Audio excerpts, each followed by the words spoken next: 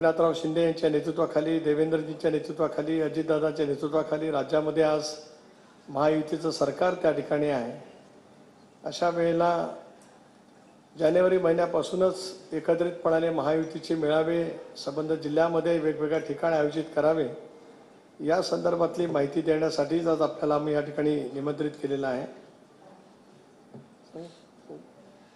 14 जानेवारीला राज्यातल्या सर्व जिल्ह्यात एकाच वेळेला महायुतीचे मेळावे त्या ठिकाणी होतील।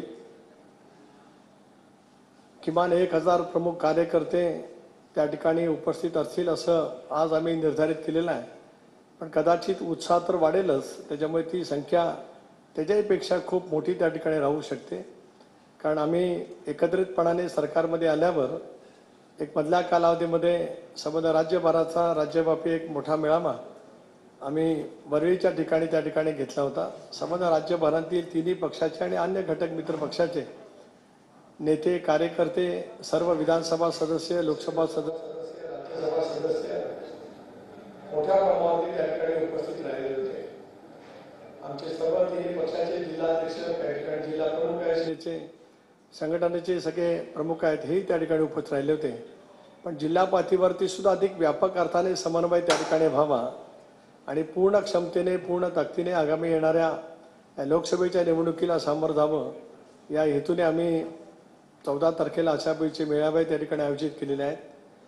महाराष्ट्रामध्ये 6 प्रादेशिक विभाग आहेत, मुंबई, नाशिक, पुणे, छत्रपती संभाजीनगर, अमरावती, नागपूर या 6 प्रादेशिक विभागामध्ये माननीय मुख्यमंत्री, उपमुख्यमंत्री दोन्ही या तिन्ही नेत्यांच्या प्रमुख उपस्थितीत आणि राज्यांतील तिन्ही पक्षाच्या प्रमुख नेत्यांच्या उपस्थितीमध्ये आम्ही जाहीर मेळावे सुद्धा फेब्रुवारीच्या पहिल्या आठवड्यामध्ये त्या ठिकाणी सुरू करणार आहोत आणि फेब्रुवारीच्या मध्यापर्यंत म्हणजे मिड ऑफ फेब्रुवारी ते सगळे मेळावे पूर्ण करण्याचं आज आम्ही या ठिकाणी निर्धारित करत आहोत। आपल्यामार्फत राज्यांतील आमच्या तिन्ही पक्षांच्या नेत्यांना, घटक पक्षाच्या नेत्यांना सुद्धा हे कळावं, जनतेला सुद्धा कळावं त्या हेतूने आज आपल्याला या ठिकाणी निमंत्रित केलं आहे।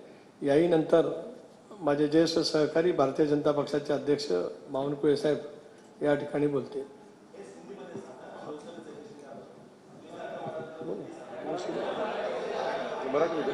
आधी मराठी करून घेऊ, मग नंतर हिंदी करू।